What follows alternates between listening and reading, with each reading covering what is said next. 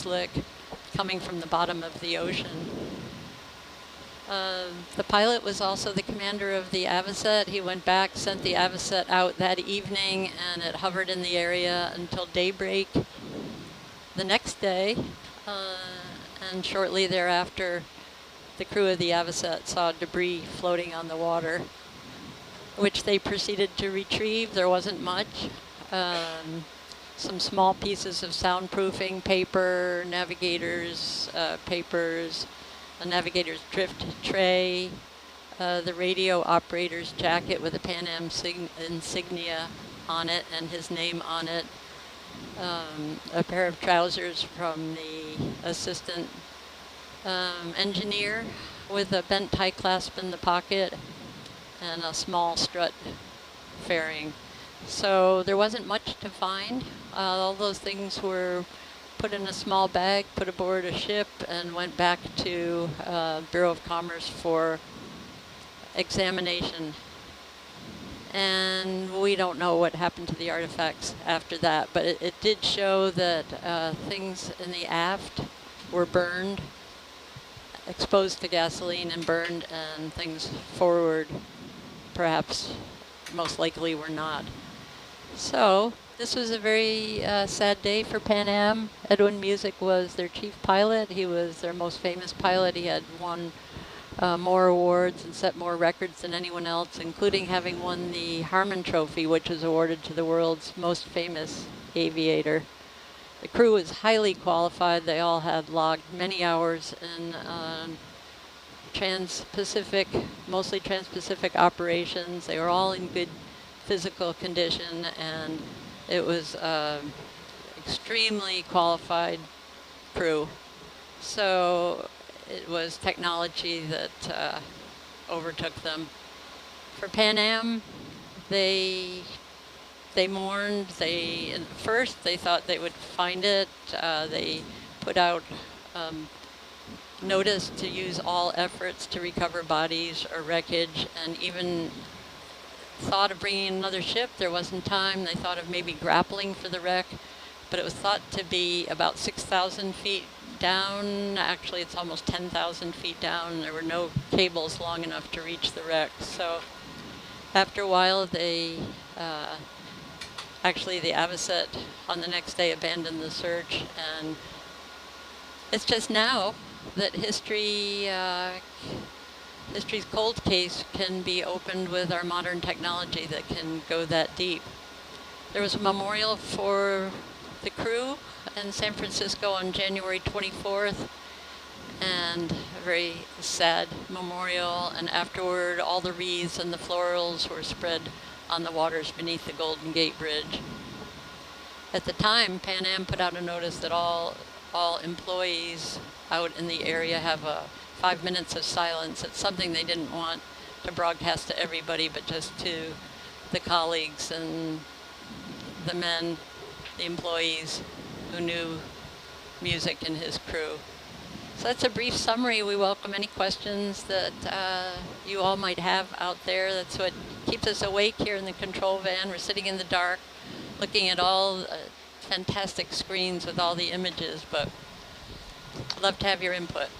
And just below our live streams here on the Nautilus Live page, there's links to some videos, and one of the videos there you're featured in. You did a nice little interview with Russ, I guess, at our... I haven't even seen it. Oh, I haven't seen so it. good. Oh, good. I can't seem to load it on my phone. Got some questions coming in now. So in Sat 3, where you can kind of see our track and Argus behind it, the blue line seems to kind of jump all over the place. Is that just because of interference, or? Yeah. So the way that we track vehicles subsurface, I guess we have plenty of time, so I'm going to do my USBL speech. Yes. That Ed's heard before a million times. And then he's going to tell you you're not on you muted? Then he's going to SPL. tell me I'm muted. That always tricks me on that one. I'll get done a 15-minute long conversation. You are not SPL. So the ship knows its position from GPS. It's kind of technology we're pretty familiar with on the surface, but there's no GPS underwater. So we have a few ways that we can track our positions underwater. The one that we employ is USBL ultra short baseline sonar. I think that the easiest way to explain how USBL sonar works is to explain its older counterpart, LBL, long baseline. So you can put down individual beacons, transceivers, on the seafloor. So let's say you have a grid of 3 or 4 that you're operating in, and you're operating within that grid of 4. Say you set it up in a box. When you send out an acoustic pulse through the water, say you're a diver, and you have a transducer strapped to your back. You send out an acoustic pulse, and those 4 towers are listening, and they can tell your range and bearing, how far away you are to that individual beacon, and what direction the sound came from. You can imagine if you have 4 of them and a computer system to calculate, you can triangulate kind of where that individual is. So that's on the seafloor if you have a long baseline setup. USBL is ultra short baseline. So imagine those beacons, those transducers that are listening, you know, all 4 of them. Imagine that instead of being in an array on a grid pattern on the seafloor, you bring them closer and closer and closer and closer to each other until they're really just right next to each other. So we've got 3 or 4 transceivers very tightly right next to each other in a single instrument. That's mounted to our hull, the bottom of the ship. So now, if you have that same beacon somewhere on the seafloor, whether it's a diver or, in this case, a ROV, you can tell it to emit a acoustic pulse, whether or not you yell at it to do that. So you send an acoustic pulse and say, talk back to me, and it talks back. Or in our case, we're lucky enough to be tethered to it. So we just send an electrical signal down the cable that says, you should talk to us right now, and it sends an acoustic pulse. Regardless of how you do that, it sends a pulse back, and then the phase difference of the wavelengths, even though it's still tight together, it can tell the difference of the range and bearing of that vehicle to the ship. So now we know the distance and the bearing, and that can be kind of incorporated with our ship's GPS. So now we have a lat-long position of where the vehicle is in the water. There's of course a lot of caveats in there, like we have to know how the speed of sound through water, which changes at depth and with temperature change and with different salinity. And it gets a little less accurate the further you are away from the ship. But that's kind of the basis of how in this mode we'd be operating. If we had Hercules on, it would also be responding in the same way. So now we have 2 vehicles in the water. We have 2 position sources. Hercules is a bit different because it does track along the bottom, so we actually have a downward facing ADCP, acoustic Doppler current profiler, and we use it as a DVL, Doppler velocity log. So it senses the change in pitch, the change in frequency when you're the change in pitch as you drive along, kind of like if you're standing still and you have a tanker truck heading towards you and then driving away from you. If it was to honk its horn, it would sound one way, and then as it passes, it changes to another pitch, and as it drives away, kind of like that. So that's a Doppler shift on land. So that same principle can be applied to sending an acoustic pulse at the seafloor in close proximity, and you can tell your shift in position based on that. Because we know now in high precision where we are with the DVL, we are able to hold position, so the vehicle can stay still and say, I wanna remain in this position. And you can also, rather than fly the ROV, you can make step moves and say, I want to go this far at this bearing. But that's only used on Hercules. So right now we're solely using the USBL system. So why is it wavy? I think you were asking. It's a bit noisier. So you can imagine that sound in the water column. There could be interference. We know specifically that when our bow thruster and jet pump are working hard, then we get a noisier return. Every ping is not exactly where we expect it to be. If you look at Argus Cam, once we have a rock in view or something, or the seafloor in view, you see that we're not jumping around, obviously. We're just kind of going smoothly along in a line, but our position is being slightly miscalculated due to other noises on the ship that's interfering with the listening capabilities of that USBL transceiver in the hull. Thanks for that explanation. Challenge question. There's I thought it was, I was told that we captured a dolphin and we had him in a little tank in the bow. And then his brother was somewhere in that thing on Argus. Yep. They just talked to each other. They talk to each other and we harness. Where are you? I'm here. I've just seen a video, I don't know, last year online that, while intended to be funny, illustrates exactly what you're talking about with the Doppler effect. And it's somebody with a video camera outside of a car park or a multi-story parking garage. And you hear a car coming, shifting gears that sounds like a Ferrari. You know, and the vehicle comes out and drives past you, and it sounds exactly like that. But it's actually like a little Vespa scooter with a guy on the back playing the trombone. And the Doppler effect makes it sound So like good. Yeah, it's a great example of that effect. I may be dating myself. You probably remember the commercial for Rainier. Yeah, Rainier beer. Beer. Yeah, oh yeah. Yeah. The guy on the motorcycle. Yeah. Yeah. It's another great question that's That's a come in great about post-processing and kind of what exactly that looks like.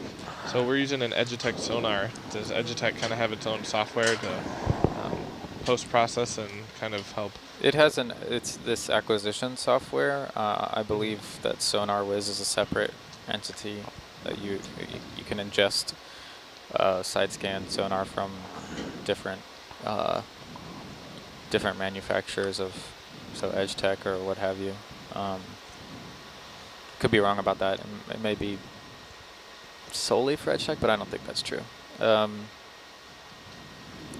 Yeah, so some things we can do is correct for speed a bit, and also take out. We don't have heave measured, but we do. It does know if you look at nadir, the dark spot at the center of the side scan sonar, you'll see on the port side there's a faint red line, and on the starboard side there's a faint green line. That's the computer's kind of guess at the edge, and so in post-processing it can kind of straighten those lines, and that it's not just straightening those lines, it's straightening all of the pings in that swath to the right will be straightened to that line. I'm going to do a quick test zoom. Okay. So that'll get rid of some of the waves that we see, and then some of the speed correction we'll put the Full wide. the pings in the same place, even overlapping them essentially. Yeah. Or eliminating, depending on what you tell the software to do, and So it'll squeeze it in the along track direction, and it'll fix the waves in the across track direction. And among other things, you can mess with different gains settings in post. Usually, you want to try to hone that in as you're acquiring the data. But I have a question. yeah, So we have a transceiver mode, going back to the USBL stuff.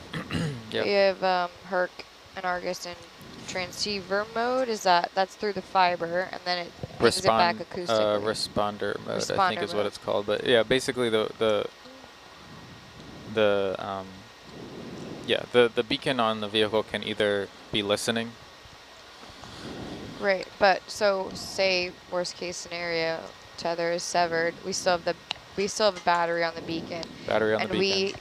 So then we go into the software, switch it to Transponder mode. Transponder mode. Yep. Does that affect that should affect or will it affect the positioning, like the quality of the data? Because now you're just doing acoustic to acoustic, and before you were doing fiber. It will affect it because we have to reduce the interrogation rate. Because now we have to send an acoustic. Well, first of all, you have to wake up the transponders because they don't know that they're supposed to be listening. Okay. Otherwise, they'd be running all the time and wasting the battery. So you have to wake them up. You send a sound and they wake up. But you have to increase the interrogation rate because now instead of we're electrically sending a trigger down and it speaks back to us through the water column and we're waiting for that return. In this depth, 3,000 meters, we have it set to every 3 seconds. If you were to acoustically interrogate it, you'd have to increase that to 6 seconds because now you have one more water column length to speak through. So it has to send a pulse from the surface down to the vehicle, and then the vehicle responds. So that's two-way travel. So that's double the time, but then because you're going through water column medium twice, will that affect like the positioning even a little bit worse? No, because if you think about it, or it's the same. It would be the same. It would be it would be the same. It should be the same. Okay. The listening part, it doesn't really. The transponder doesn't know where the ship is. It just hears from somewhere that it should send a pulse. Okay. So that part doesn't matter. It's just that one-way sending back. So accuracy should be the same. It'll just be double the time to get feedback. So it doesn't compound the interference. Right? Well, yeah. So, yeah. True. Sorry, what was that over there? I was saying, so it doesn't compound the interference. Like. No. Essentially. Yeah. Yeah. Okay. So back to the post-processing. If this is totally a teacher analogy, but correct me if it's a decent one. So when you print off a bunch of papers from the printer, you pick them up, and they're all kind of at different lengths from each other. The post-processing kind of works as almost a way of where you put all the papers, you kind of gently stand up vertically and kind of tap them on the table to kind of even them out together. Yes, that's one of the things. That's one of the things that it can correct for, is that. And it's not, you know. It's not just that. I can't think of the term. Not just the alignment. Yeah, not just the alignment, but I mean, it's even with all that, even, you know, it's still going to have some error associated with it. And then again, as Megan was saying, that we're not viewing this stuff. We're sending, the side scan sonar is sending an acoustic pulse and listening for a return. So it's not the same as taking a picture. Correct. And you can start to see really whatever your brain wants to see in there because you think you're looking at an image. Right. Mongoose chasing a rabbit. Yeah. So there's shadows associated, and those shadows will be longer depending on the height and how far away you are from it. There's the intensity of the return, so that's why we're seeing not only shadow, but we're seeing a rock against the muddy surface, is because you send the acoustic pulse, and depending on what it hits, you can imagine something, you know, if it hit a steel panel or an aluminum panel, it's going to reflect sound better than if some of it's absorbed in the mud. So you can see these rocks are returning not only with a shadow indicating that they're sticking up off the seafloor, but also that they're a harder or a more reflective material, acoustically reflective material than the surrounding mud. So I have a question on it. So some of these shadows that we see are shadows from things sticking up, and I understand that much, but most of the time, I can't tell the difference between a depression and a shadow. Is there Me neither. a way to tell that? No, not really. So you can, well, the depression is causing the shadow. It depends on the angle at which we're striking it. Right. Yeah, so whether it's a rock sticking up or if it's just a muddy, shallow depression, if we hit it at the right angle, it'll just be completely occluded and it'll just look like shadow behind there.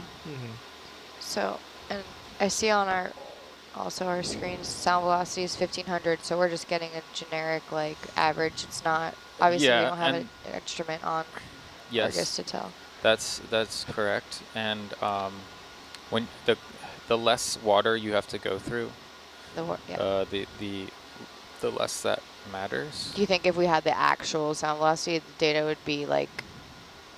No, much. It wouldn't change the noise. It wouldn't change anything like that. It would be more so refraction error. So you may see on the edges. It would be a bit. It may look a bit sharper. Yeah, not sharper. No, it kind of like just would be warped a bit different. Okay. But given the proximity to the seafloor, it's not too much. I also wanted to jump on with a question. So if an object is more solid, are we going to see a more defined shadow? What do you mean by more solid? Like a piece of paper versus a steel girder. Like something that's more dense? Like just because sometimes the shadows are very like soft, or you can kind of see. Kind of like sub-bottom, I think is what he's asking. Can we tell the... could sound penetrate through? Yeah, I guess it would depend on the material. But for the most part, what we're seeing down here, it's all kind of presumed to be pretty solid. Okay. I wouldn't think, Yes, there is sub-bottom sonar, so that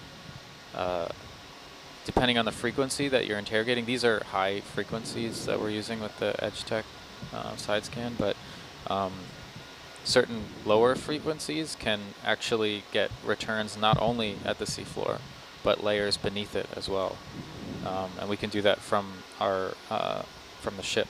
Ship has a powerful sub-bottom sonar, so we send a pulse down, and we get not only the return on the bottom, but we get layers beneath, whether it's sediment or rock layers, what have you. And then if you were doing that for industrial purposes, oil and gas, they have very loud, very low frequency, powerful sub-bottom sonars that can penetrate very deep and identify locations where there may be oil, for example. Gotcha. Does the ship have an ADCP mounted to it? No. No. It's on our Christmas wish list, though. Yeah. Yes. In case you're shopping. It would interfere. Probably, likely, it would interfere frequency-wise with when the vehicles are in the water. However, if we just need a snapshot of what the currents are doing at different depths at any given time, let's say before recovery. Yeah, for recovery or for launch, then we'll have. How deep can like a hull-mounted one really go? That's like gives you somewhat good accuracy. I'm not sure. It would depend on what frequencies it's operating on. And The fancy new Sphinx. I've only ever really seen them used to determine surface. ADCP as an acoustic Doppler current profiler? Yes, that's correct. Thompson so has if you get one. one of those downward facing from the ship, you can get a sense of what the currents are doing, not only at the transceiver head, but also at different depths through magic. Well, Tommy Thompson has one. It's pretty. Trying to interpret that 3D graph will just really make your head hurt. Yeah. And on the contrary, if you're in an area where there's data is available and they have instruments down there, you can get, like if ADCP is seafloor mounted, you could get that data from something on the way like up. an OOI. Yeah, but that'll only go usually 100 so meters, high, yeah. and you'd have to be close to it. Well, if you're working at that depth. Yeah, so we've actually talked about that with ONC, because they have some upward-facing seafloor ADCPs, but I don't think that those are real deep, and I don't think they go to surface, but I could be wrong. Oh, they do. They have them on a yo-yo buoy. Goes up and down. Oh yeah, I haven't seen those. Sometimes buoy gets away and winds up in Alaska, but then they go, Well, they fetch it, that's, drag it back, and stick it on there again. Last time I was up there, that's still in the Escape shop. artist. It got away. It wound up on a buoy. It actually wound up in the strait somewhere. Yeah, I recovered that. Yeah? Yeah, $1 million worth of kit floating around yeah. on a I'll buoy. tell you hung about up that in- later. But it's the top of the hour, and it's time for a little Sikorsky tidbit. Lonnie, I saw you going through your files down on the social deck earlier. You want to share some of the new information you might have? I was afraid we might get back to the joke, so we had some open questions yesterday, so I grabbed the Sikorsky specifications. Remember I said the structural stress manual is 1,000 pages long? Mm-hmm. Well, I You have all 1,000 didn't bring pages? that. Thought we were going to have a reading from page 654. So this is the Sikorsky Aircraft, Bridgeport, Connecticut Division of United Aircraft Corporation specification for S-42B standard flying boat, April 1st, 1937. And what I did was just go through part of it and mark some of the things we have been talking about. To start with, we know it's a 4-engine, high-wing, monoplane flying boat. The general construction, it's all metal, except for fabric covering on the rear of the wing, aft of the rear spar, outboard of the engines, and on all control surfaces, including landing flap. All aluminum alloy parts are anodized, and all steel parts cadmium plated for corrosion inhibiting. So I'm not going to read everything, I just picked out some parts. Right.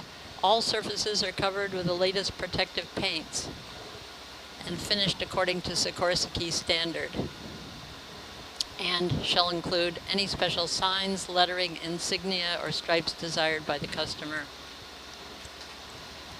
On the plane, there are provisions for towing and mooring the airplane. And they have a mooring post at the bow and a towing ring at the stern. Fittings are provided for hoisting the empty airplane with a special hoisting boom. All major assemblies are subject to removal and replacement or interchangeable with other S-42 type airplanes as far as practicable. So, I mean, this is an in-depth manual that anybody is welcome to grab from me and read, but I'm just picking out some parts of it. The structure is of 2-spar type, and let's see, trailing edge with stressed skin covering. We talked about that yesterday, except for the fabric covering on the rear of the wing and the back of the rear spar. The wings, in case we're looking for the wings are provided with internal supports and electrical wiring for installation of parachute flares, navigation, and flush type leading edge landing lights. Parachute flares. Yeah. The tail group. Tail surfaces are modified sections of aluminum alloy construction, fabric covered. The body group, the hull is of aluminum alloy construction, has 9 watertight compartments. And we're also talking about the hatches. The main entrance hatch is located on top of the deck of the rear compartment. Another hatch for crew and loading is provided in the forward hull compartment on the port side, and the 2 emergency hatches are provided over each pilot's seat. An emergency hatch is provided on top of the hull in compartment C. So in counting those up, I came up with 5 hatches. And I think Russ was explaining yesterday that from the cockpit moving backwards, there's the crew flight deck area, then compartments D, C, B, and A. Back Yeah, by the begins tail. with A from the tail, moves Okay. forward. So we had a cutaway. We looked at A, B, C, D, E. Right. You're not off, SPL. And E would be the cockpit? Oh no, the cockpit wasn't Isn't- lettered. Okay.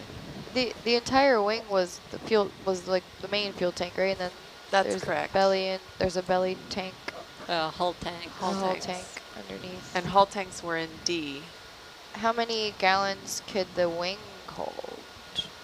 Oh, I could almost answer this. I That's think I was Wing listening. tanks, 470 and 140-gallon capacity per engine. Per engine. Yeah, independent Wow. of the other. Was Wow. Was 'Cause it weren't there- baffled? I mean, what happened when you go to make a turn in that thing and all the fuels in the wing Well, sloshes to one side? Oh, right, the wings. I don't know. And I wonder if it was kind of like if it was in Like some sort of pressures? compartments because They it had They're ribbed. rubberized fuel Yeah. bladders inside the tanks. okay.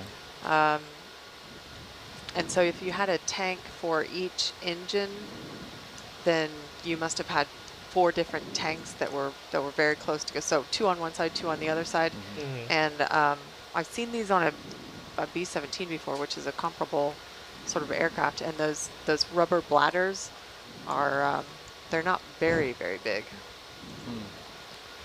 And did I hear the other day that there was 4 in the hull tanks? It was 4 650-gallon tanks? There are 6 225-gallon tanks something. inside the hull, Okay. 'Cause it 3 on carried- each side. Wow, that's a lot of. And of course, That's a those lot had to of be, fuel. when they're That's a lot dumping down. fuel, they had to drain those out to the wing tanks. Yeah, so they Right, had to so drain they those pump it up and to the then- wing Right, tanks yeah, and then pump it up. out. Yeah. Right.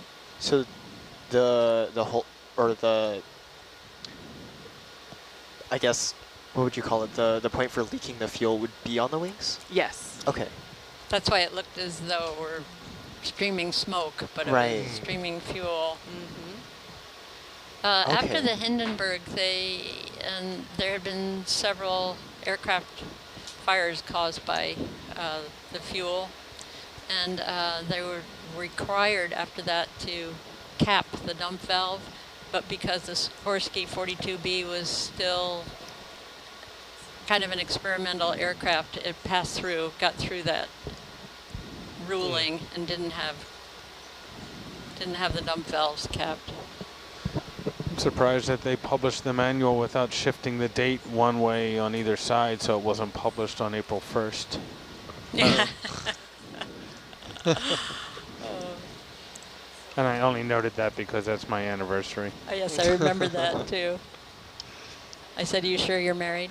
Yeah, yeah. It was a goof. It was just a goof. A friend get married on a leap year. Oh, that's a good one too. Yeah. Oh, my aunt's birthday was on February 29th. The leap year extra day. Yeah, so she's had 16 birthdays. Yeah, yeah, so we, like 2. she two had fun with anniversaries. that. It's a timeless. Yeah, timeless. thing. Right. Thanks for that question about when will Herc be dropped to examine target selected. We can't give you definitive on that, but I can advise you to check us out on social media because whenever we'll do some dives, we will be posting there at EV Nautilus. You can also sign up for our newsletter on nautiluslive.org. That way you can be up to date with what we're doing. And no specific timeline for Hercules dives yet, because after we finish these sections, which will still probably take us a decent bit of time, we'll have to go back over and look at some of these promising dive targets from different views and come up with a dive plan from our science team. And not only is that a difficult thing for viewers to wonder, but people who come on board, especially people who have not been on vessels before, Yeah. the when question is hard to let go of. There just really isn't an answer. Everything we do this minute informs what we'll do in the next minute. Yep. So Yeah. I We keep have- getting duped. It's happened twice now. I look at the board, whiteboard, yeah, and then Yeah. I go away and I come back and the Yeah, meeting was shifted an hour before yeah, and I missed it. It's yeah. happened twice now. I'm like, The one I'm Just- using at the moment is Keep waking Sure, up and that's all it worrying is. that we found it and I missed it. rod nuts. Yeah, same.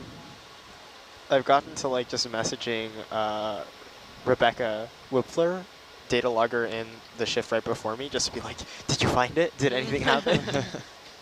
Well, this morning when I woke up at about 7 or 8 after we got off of our shift at 4, Something was going, or the winch was going or something, and then all of a sudden it got very, very quiet. And in my mind, I was like, oh, they found it and they stopped everything and they're looking at it and oh my gosh. But that was not it. Oh, and can I tell everybody something? Whenever for the past 2 days, when I get back to my room at 4 a.m., my roommate Dee Dee has made my bed and turned down the comforter for me. Is that your roommate or is that the steward? No, that's my roommate. Oh, okay. Because Dee Dee is in there from 12 till 4 sleeping. Oh. And so it's just Are really you on the main sweet. deck? What stateroom number are you in? Main deck 10.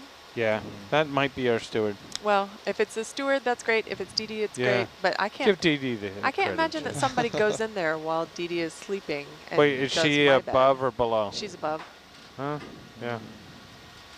That's a nice bed. I've been in that stateroom before. 10's a good one. It's a guilty pleasure. Yeah, the queen bed. Ooh. That's right. The luxury cabins. Have you ever been in there, Rennie? Yeah, I've been in there. On a leg? Yeah, I've been in there. Oh, I was. Yeah. I walked in and walked out. I did. I was in downstairs, and then it was like multiple cruises in a row, and then it was like, all right, this is your moment. We're gonna give you this room. It just happened to work out, and I was like all ready, so I moved all my stuff up. I was in the quad. I was in the quad, which is why I was itching to get out of there.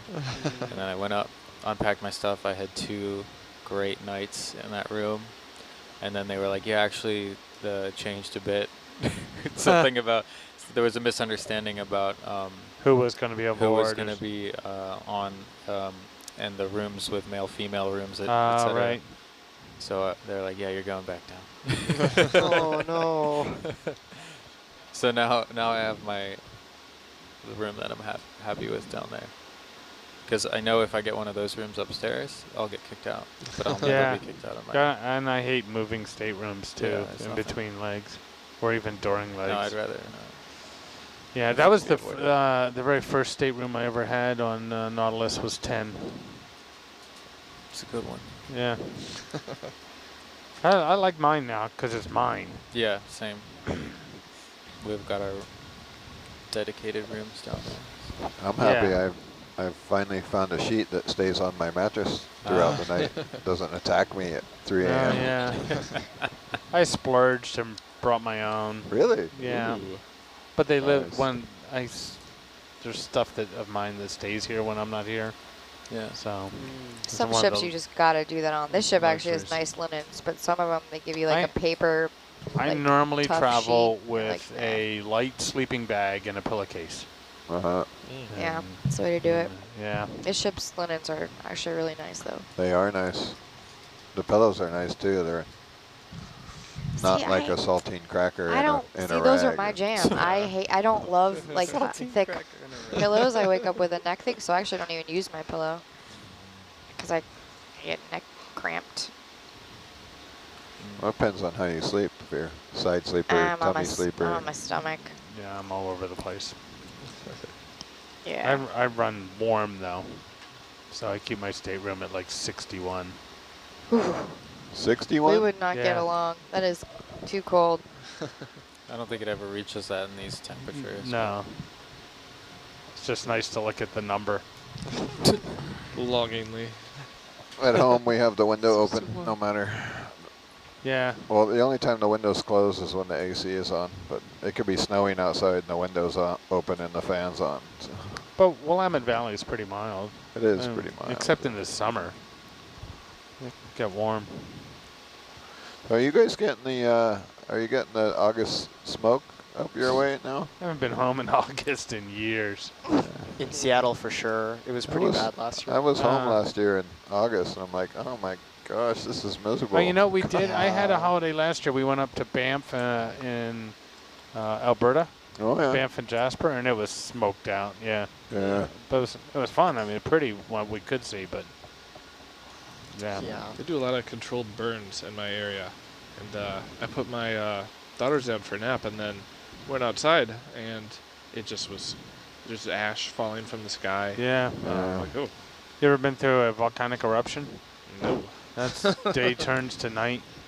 I think it was Mount Redoubt in Alaska in '93, maybe. And Mount St. Helens in Eugene, Oregon in 1980.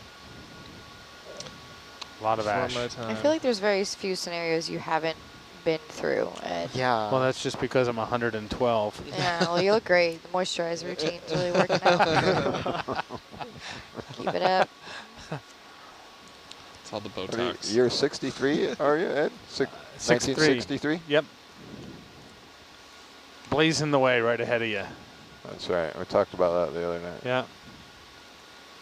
The biggest difference is that Kennedy was president when I was born. Mark has us beat. He's 1960.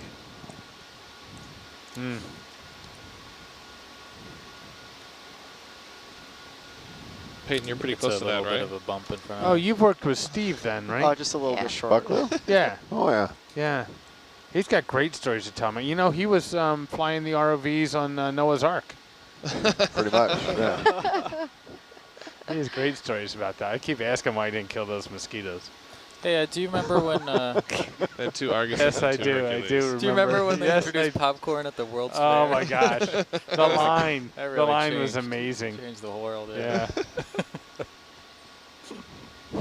think they did sliced bread the year before.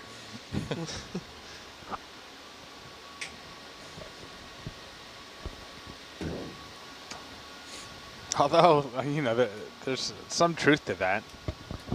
My phone number growing up was Trinity73274.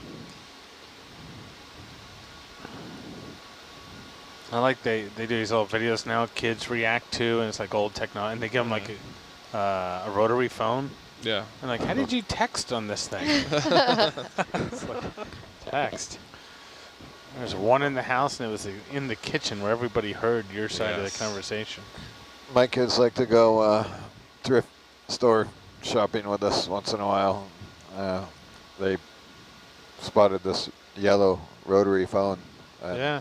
Promptly shelled out $10 for it. Had to have it. They were just amazed with it. They played with it for weeks. But yeah. And it actually still worked. You could plug it into the phone Yeah. line in it.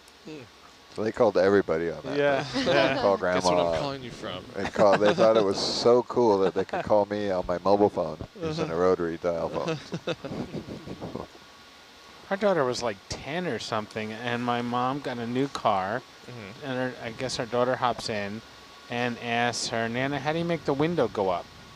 And my mom's like, you turn that thing. And my daughter reaches over and grabs the outside part of the handle with her 2 fingers. And she starts to and starts twist. turning that. It's like, Oh, that's good. no. I remember being Grab the whole thing. a kid, and we were trying to go to soccer practice, and it was us and another parent, and nobody was there. We had no idea what was going on. And back then, you're like, well, I guess you just go home. Like, Right, nobody's here. nobody's here. And this parent that was with us said, hold on a second. And they went into their trunk and pulled out this like giant box and was like, I can call from my car. Oh, wow.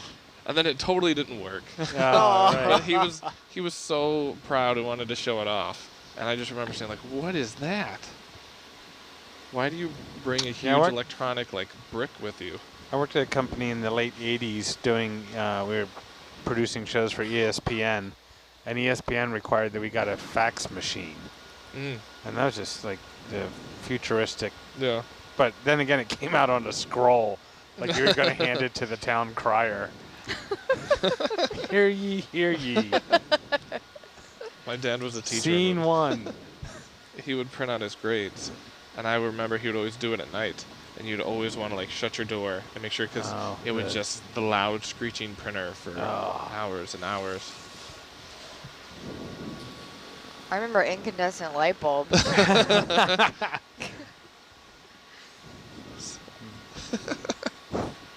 Hasn't been many interesting targets, just rocks. Yeah. They now Lots of make these rocks. like Edison bulbs that are like super stylized incandescent bulbs. Have you seen those? Yeah, they're nice. They're pretty cool. You They're see them in pretty a lot of like inefficient, though, aren't they? restaurants and Yeah, stuff. my brother has a brewery and they have them in there. They're very like hipster. Yeah, But they're yeah, pretty exactly. inefficient, aren't they? Oh, I think so. Yeah, I don't Yeah. think They that they're. have They have LED They look ones now that look like Look the like Oh, LCD. really? Yeah, they do. The little We micro just switched out our LEDs, fixtures and Yeah. downstairs, and we have. I mean, they're kind of expensive. Yeah, but they look the They LED are ones. spendy. There's some knockoffs floating around too. And we have those Those light are all bulbs, like, designer chic. That's what you have to have an Edison bulb. Yeah. the ones that came out that like are the smart ones. Those are great. They like sync with your music and they change. Yeah, we're color. doing our It's like, whole Man. first floor, well, the kitchen part at least, and the it smart look- so- under cabinet lighting, and So it'll like will like dim like automatically versus you like can the create sun? scenes, so you can tell it like smart speaker name, set cooking lights, and your lights all go like nice and bright, so you can see what you're doing. Huh. And then our regular lights are a little more golden, so they match the cabinets. So you can just set that like it's on a timer. You have Like to, presets. Okay. You just set presets, and That's You cool. talk to And- your, we call it the AI. We tell the AI to yeah. what color we want the lights or Yeah. what mood, like sunset or morning or cooking. And then there's happy hour mode, and yeah, happy it's hour all mode. reds and Disco mode blues, and yeah, All the colors. And you could do moods too, happy, Yeah. sad. yeah. Have you made rave mode yet? Rave? Rave mode? No, oons. I have not done rave mode yet. Sure the kids have too. Brian, are we getting any questions in over the viewer listener line? Yeah, that's enough about light bulbs. Yeah, sorry. Not yet. We're open to some questions. Please feel free to let us know what you're wondering, and as we continue to see our sights here in sonar. And I have a question. yes, What typically causes mutiny on a vessel? Is it Glass of coffee. days of looking for something that's not there? No, I've read a couple books on mutiny, mainly related to the bounty. I'd say coffee, scarcity. Coffee, yeah, that could be. I mean, just Yeah. people going crazy. Or lack of sleep.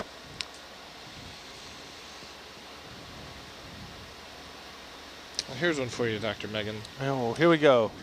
What is, you think, one of the greatest maritime archaeological discoveries? Aviation related? Oh, it could be man. either. Yeah. Hey, you wanted questions. I have a We follow-on. gotcha. Wait, I think that everybody should answer that in this Oh. van, actually. But What was the question? it's what do you think is the greatest? Was it Archaeological find? Archaeological maritime discovery. maritime archaeological discovery? I can't really hear Brian over there. He sounds like his mic is far away. Yeah, it might be. How about now? Yeah, That's better. That's better. You know, you can go with the obvious ones like the Titanic, of course, and being able to go to the Marianas Trench, the big ones. I don't know. I'm not exactly sure if I have a best and or favorite. I think everybody is biased by their own personal ones, and I think that mine would be the ones that I've actually dived on. Mm-hmm. So those aren't by no means in the realm of the greatest maritime discoveries. But for me, when you're discovering it personally, it's pretty darn cool. I would say that. Yeah, I got to go diving Good on answer. a German cruiser that had been taken as a war prize and blown up in the Adam and Baker blast, Uh-huh. and got to go scuba diving on that. That's that pretty was cool. super fun. Yeah, I guess I'm also biased. I was part of the U-576 diving on that. Oh, off of that's North Carolina great. pretty recently, so that was cool to see that be a part of it. So I'm gonna go with that. one. Obligatory shadow divers reference inserted here. I gotta get the book. I think Yeah. the Monitor was a pretty It's on my list. spectacular. Oh, yeah. discovery. Oh, Yeah. yeah, yeah. The Monitor? Yeah. Yeah, Yeah. the- The Yeah, Merrimack the and USS Monitor. Monitor. was that the World War I submarine, or am I thinking of something else? No, that's No. something Wait, else. Monitor This was is a Civil Monitor. War. warclad. It's a Civil War Oh, ironclad. that one, Right. yeah, yeah. Oh, I think I read about that in Monitor and the Blind Man's Merrimack? Bluff. I think they, yeah. They recovered some of the bodies Yeah. and buried them in Arlington Oh, not wow. long ago. Yeah. Had a ceremony with the families and artifacts from the ship. And Well, they recovered like some of the pieces of the actual vessel, and they're undergoing conservation right now. And then there's a whole USS Monitor museum. was that in Norfolk? It's in Norfolk. Right. I was working out of Pearl Harbor for several years, And on one of our port calls there, we were on the other side of Ford Island from the Missouri. There was a sunken vessel just forward of our berthing place, sunk during Pearl Harbor. And the Navy was interning the ashes of a former crew member in there with his shipmates. And that's a super solemn ceremony that they do with naval divers and family only in attendance. Yes. It's really something to see. Has there been any big, like, massive aircraft carrier sinkings that they've recovered? USS Lexington, they've Lexington. located. Well, Found. Not recovered. Located. Unless we were talking about earlier as well down in the galley that some of these actual aircraft carriers are being recovered, say out in the Indonesia area, but they're being salvaged. Right, And that's so, what we were talking about. yeah, we knew of the metals. locations of a bunch of them, but somebody stumbled on one of the sites a couple of years ago, and the whole ship was just gone. We were Right. we were talking about that. Because they want the metal that's not been exposed to radiation. Yeah, there's like a whole black market for like steel before pre-atomic bomb. Yeah, and then there's a Piracy. discussion about who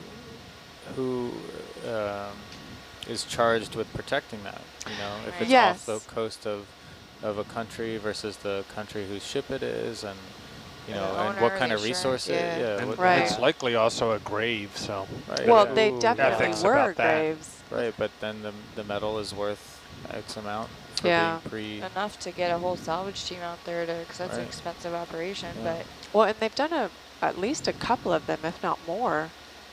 And I don't think they're using cautious, thoughtful techniques to get this deal. No, it's straightforward salvage. Yeah.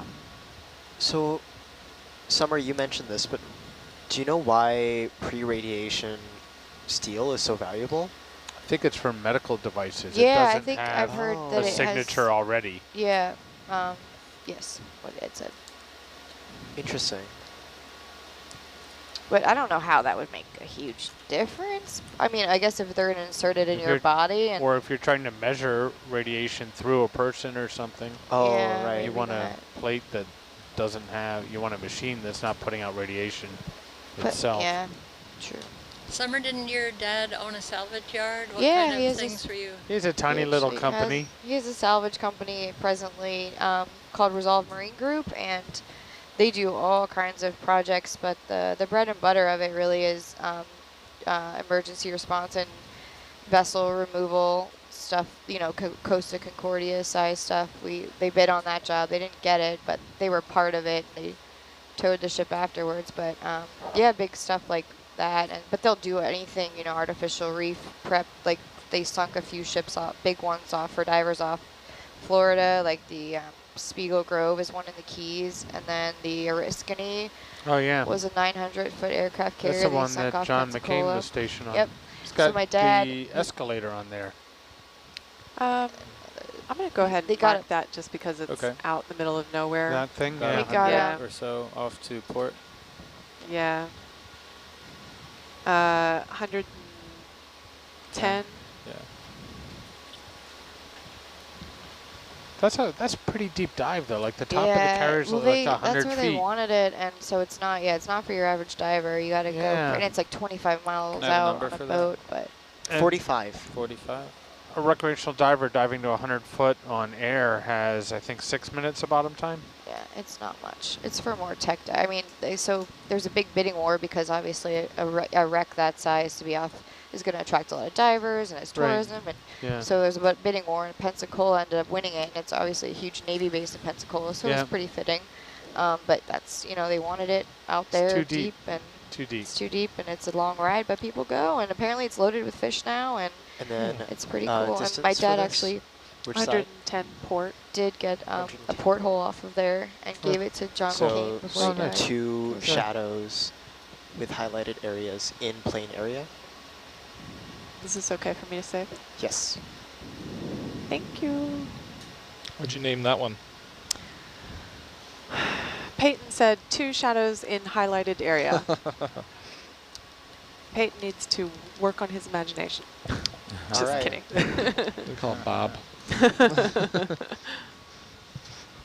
So in the same vein as that last conversation, are there aviation discoveries that are on the top of most people's list they love to Well, find? You know, oh, sorry, that they'd love to find? Yeah, I not was, found yet. Out there I somewhere. think that everybody still wants to find the flight. Malaysian Airways. Well, no, I was going to say actually the ones that disappeared in for training off the coast of Florida. What's it called? Oh, the Flight 40. the Bermuda Triangle guys. Yes, the yeah, Bermuda that Triangle they got planes. lost in. Yeah. I don't remember, but I know exactly what you're talking about. Yeah. There's 5 of them. Yeah, it was like 4 planes and then the plane that was sent in search of them. Yeah. Um, That would be cool to find and see, you know. yeah, but I don't know what it would tell Were they? you. Obviously, they Well, got like- lost and went down. Just, yeah. So a lot of people go after that one. There's Honolulu Clipper. Honolulu Clipper, which is also another Ah. Clipper from Pan Am, which was a Martin M130. It disappeared, like straight up disappeared with no witnesses or anything. Oh, that's tough. In With the Pacific passengers. some way with passengers. Right. What There year? was drama, there was intrigue, that supposedly there was a suitcase full of cash, all kinds of other conspiracy theories going on. So that one's always interesting. Still an unsolved mystery. Very What much year was unsolved that? mystery. 1945? Later No, it was later? than 35? It's Oh, I thought you said at 45. Online says 45. 45. Really? I think that was the last one. Wow. That's where I got that 1945 It date. entered service in 39. Yeah. Yeah. This isn't a down plane, but I've always been intrigued by the DB Cooper mystery. Oh, yeah, the Oh, DB man. mystery That That is, one's yeah. really good. What's that? That's a man who hijacked a 727, I think, I think in you're the right. Pacific Northwest, got the ransom money and was on the plane and walked to the back of the plane, lowered the back stairs and leapt out over That's the right. Oh, I Yeah, he had a remember Hercules this. Mountains. Yep. And he was Yeah. gone, and he has never been found, but some of the money has been found in the They wilderness. think, yeah, I don't know if it Didn't was they the... find some of the money alongside buried us Wait, alongside a wait. riverbank? It was in a riverbank, yeah. Where was he coming from and where It was was he like going Portland to Seattle or something like that. Yeah, look up DB Cooper to?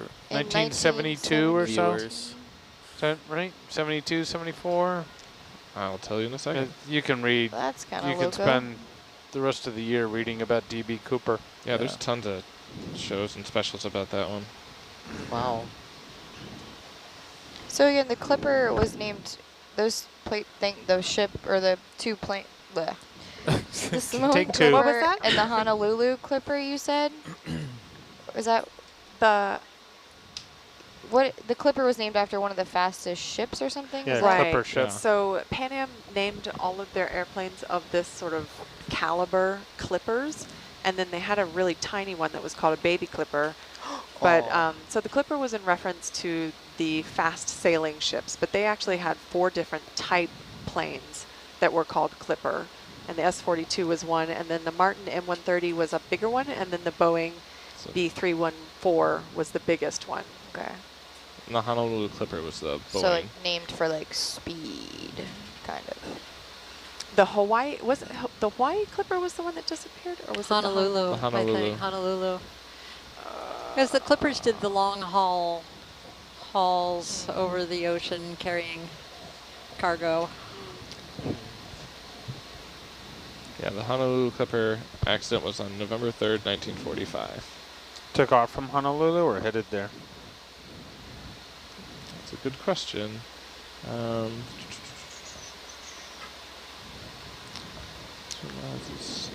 Lost power in both starboard engines after 5 hours of flying and successfully landed 650 miles east of Oahu. Yeah, that's not Try the to one find that we're Different one? yeah. Yeah. So there were a bunch of Clippers. I think actually that the one that disappeared without a trace was a Martin M130. Both the Honolulu Clipper and another Clipper.